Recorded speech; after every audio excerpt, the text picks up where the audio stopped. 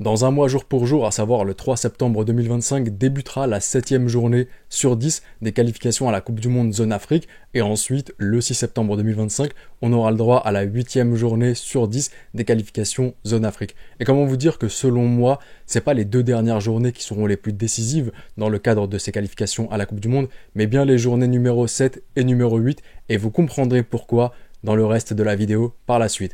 Et dans cette vidéo, ce qu'on va voir, c'est le bilan à l'issue des 6 premières journées avant la 7e journée qui débutera donc le 3 septembre, voir ce qu'il en est. Est-ce qu'il y a des équipes qui sont déjà qualifiées? Est-ce qu'il y a des équipes à qui il ne reste rien pour se qualifier aux States, au Canada ainsi qu'au Mexique en juin prochain? Est-ce qu'il y a des équipes que je n'attendais pas du tout à certaines positions? À la première, tout comme à la 5e position, donc certaines déceptions. Tout cela, on va le voir dans cette vidéo, mais avant de commencer, n'hésitez surtout pas à vous abonner si ce n'est pas encore fait. Objectif 20 000 abonnés avant le début de la Coupe d'Afrique des Nations. Je compte sur vous et c'est parti pour le bilan à l'issue des 6 premières journées. Et on commence tout d'abord avec le groupe A. On a l'Égypte avec 16 points à la première place, le Burkina Faso avec 11 points à la deuxième place, la Sierra Leone avec 8 points à la troisième place, l'Éthiopie avec 6 points à la quatrième place, la Guinée-Bissau avec 6 points également à la 5e place, mais la différence de but fait que l'Éthiopie est devant, et enfin Djibouti à la 6e position avec 1 point. Je pense que dans ce groupe, il n'y a pas tant de suspense que ça. L'Égypte ira en Coupe du Monde. C'est vrai que l'Égypte et le Burkina Faso vont s'affronter au Burkina normalement dans le cadre de la 8e journée, mais étant donné que l'Égypte a quand même 5 points de plus sur le Burkina Faso, je pense qu'elle peut se permettre cette défaite-là contre le Burkina Faso. Ça ne l'impactera pas tellement, étant donné qu'ensuite, elle aura des matchs assez faciles. Donc sans grand suspense, sauf gros flop de la part de l'Égypte, je la vois aller en Coupe du Monde. Et alors, si on n'avait pas de suspense dans le groupe A, le groupe B, c'est tout autre, avec la RDC à la première position avec 13 points, le Sénégal deuxième position avec 12 points, le Soudan troisième position avec 12 points également, le Togo à la quatrième position avec 4 points, la Mauritanie à la cinquième position avec 3 points, et le Soudan du Sud à la dernière et sixième position avec 2 points seulement. Je vais vous l'avouer, je ne m'attendais pas au moment où on a eu le tirage au sort des éliminatoires pour la Coupe du Monde, des qualifications, à voir la RDC première de ce groupe. Un peu tout comme beaucoup et énormément de gens, je voyais le Sénégal à la première position et ensuite la RDC. Mais force est de constater que depuis maintenant quasiment 2 ans, la RDC fait un travail incroyable. Demi-finaliste de la dernière édition de la CAN, c'est pas pour rien. La RDC fait un travail immense avec un excellent sélectionneur. Elle va jouer lors de la 8e journée contre le Sénégal chez elle. Et étant donné qu'elle a déjà 1 point de plus sur le Sénégal, si elle floppe pas lors des autres matchs et qu'elle se permet même de faire un match nul contre le Sénégal chez elle, la RDC reste favorite de ce groupe-là aujourd'hui au vu de la qualité de l'effectif et au vu surtout, comme je vous dis, du fait qu'elle va jouer le match contre le Sénégal à domicile chez elle. Et les ambiances en RDC, c'est vraiment quelque chose. Rien qu'en Coupe de la Confédération, en Ligue des Champions de la CAF, les adversaires qui affrontent le TP Mazembe, ils y vont pas en étant ravis là-bas. Donc c'est pour vous dire. Ensuite, s'agissant du Sénégal, ils vont affronter lors de la prochaine journée le Soudan et après la RDC. Donc, étant donné, comme je vous l'ai dit, le match Sénégal, enfin plutôt RDC, Sénégal se jouera en RDC et que je vois quand même la RDC ne pas le perdre, pour le Sénégal, faudra peut-être me donner tort et battre la RDC chez elle et repasser première du groupe et aussi forcément battre le Soudan. Mais là, ce qu'il faut vraiment miser, c'est dans le pire des cas, finir parmi les meilleurs deuxièmes. Parce que ça va être une tâche assez compliquée. Il y a pas mal de meilleurs deuxièmes qui se dessinent là. Il faudra impérativement faire partie des 4 meilleurs pour ensuite remporter ce mini-tournoi. Et par la suite, je vous le rappelle, jouer avec le barragiste asiatique et voir si l'Afrique aura le droit à une 10e place ou seulement 9. Mais en tout cas, bon courage à la RDC, au Sénégal, au Soudan dans ce groupe B parce que c'est vraiment un groupe relevé et j'ai hâte de voir s'il y aura des retournements de situation ou pas du tout. Groupe C maintenant avec un peu moins de suspense, mais il n'en demeure pas moins qu'il y a quand même de la surprise. On a l'Afrique du Sud à la première position avec 13 points, le Rwanda à la deuxième position avec 8 points, le Bénin à la troisième position avec 8 points également, le Nigeria à la 4e position avec 7 points, c'est là toute ma surprise, le Lesotho à la 5e position avec 6 points, et enfin le Zimbabwe à la dernière position et 16e position avec 4 points seulement. Honnêtement, je m'attendais à voir Nigeria premier, Afrique du Sud deuxième. Ça me choque pas de voir l'Afrique du Sud première, c'est une équipe incroyable, l'un des meilleurs collectifs en Afrique, étant donné que c'est des joueurs qui évoluent ensemble dans le championnat local, ils ont un très très bon entraîneur, ce qui fait qu'ils ont quelque chose de beau en sélection nationale à proposer, quelque chose de cohérent, on n'a pas une grosse individualité qui se démarque des autres, mais c'est vraiment tout un collectif qui joue et qui tire le meilleur de chacun, enfin le sélectionneur en tout cas, tire le meilleur de chacun des éléments qu'il a, raison pour laquelle ils sont quand même demi-finalistes de la dernière CAN, et forcément premier de leur groupe en qualification à la Coupe du Monde avec 6 points de plus sur le Nigeria, donc je ne m'y attendais absolument pas. Est-ce que le Nigeria peut quand même espérer se qualifier en Coupe du Monde? Je vous dirais que le destin du Nigeria n'est plus entre ses mains maintenant, et il sera entre les mains de l'Afrique du Sud. Il faudra s'attendre à des flops de la part de l'Afrique du Sud, à ce que l'Afrique du Sud fasse des défaites, qu'elle perde certains matchs qui ne devraient pas être perdus, mais malheureusement, je pense que le destin du Nigeria n'est plus entre ses mains aujourd'hui. Ils ont une opposition contre l'Afrique du Sud, mais à l'extérieur, donc ce sera Afrique du Sud-Nigeria, donc lors de la 8e journée. Faudra gagner des points lors de cette journée-là et espérer des matchs nuls, voire des défaites de la part de l'Afrique du Sud pour espérer se qualifier. Mais je pense que dans ce groupe-là, ce sera l'Afrique du Sud qui va se qualifier. Et aujourd'hui, le Nigeria va devoir absolument miser sur le fait de gagner le maximum de points pour espérer faire partie des meilleurs deuxièmes. Et malheureusement, c'est très très mal parti, étant donné qu'il y a quand même déjà des deuxièmes aujourd'hui qui ont 15 points, qui ont par exemple 12 points. Donc ça va être extrêmement compliqué pour le Nigeria de rattraper ce retard. Groupe D maintenant, on a le Cap-Vert à la première position avec 13 points, le Cameroun à la deuxième position avec 12 points, la Libye à la troisième position avec 8 points, l'Angola à la quatrième position avec 7 points, l'île Maurice à la cinquième position avec 5 points et les Swatini à la dernière position avec 2 points. Est-ce que je m'attendais à voir le Cap-Vert premier de ce groupe-là? Non. Est-ce que le Cameroun peut se qualifier encore à la Coupe du Monde? Oui. Ils ont qu'un point de retard, ils ont un match contre le Cap-Vert lors de la 8e journée. Et je ne l'ai pas dit au tout début, mais je vais le faire maintenant. Toutes les équipes du chapeau 1 vont affronter les équipes du chapeau 2 lors de la 8e journée à domicile chez l'équipe du chapeau 2. Donc on aura le droit à un Cap-Vert-Cameroun. Aujourd'hui, le Cap-Vert n'est pas qualifié à la prochaine CAN au Maroc. Je pense qu'ils ont tout à donner en essayant de se qualifier en Coupe du Monde. Mais on a quand même un Cameroun qui, je ne pense pas voir flop.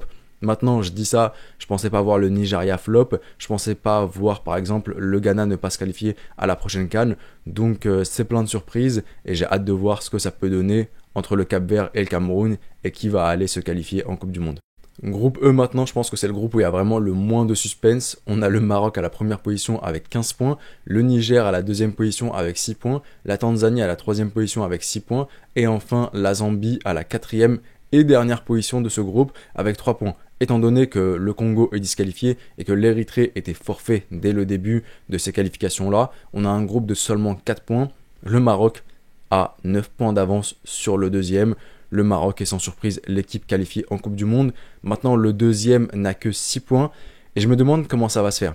Je me demande comment ils vont prendre en considération tout cela, étant donné qu'il y a un groupe qui joue forcément moins de matchs que les autres, et donc mathématiquement moins de chances de remporter des points, étant donné que dans d'autres groupes il y a 5 adversaires, mais que dans ton groupe il n'y a que 3 adversaires. Mais j'ai fait un produit en croix, et même avec ça, le Niger ne fait pas partie des meilleurs deuxièmes, donc je vois le Maroc se hisser en Coupe du Monde sans problème, et ensuite pas de meilleur deuxième dans ce groupe-là. Le groupe F maintenant, tout comme le groupe B, il y aura du suspense jusqu'au bout. On a la Côte d'Ivoire, championne d'Afrique en titre, à la première place avec 16 points, le Gabon à la deuxième place avec 15 points, le Burundi à la troisième place avec 10 points, le Kenya à la quatrième place avec 6 points, la Gambie à la cinquième place avec 4 points, et enfin les Seychelles à la dernière place avec 0 points.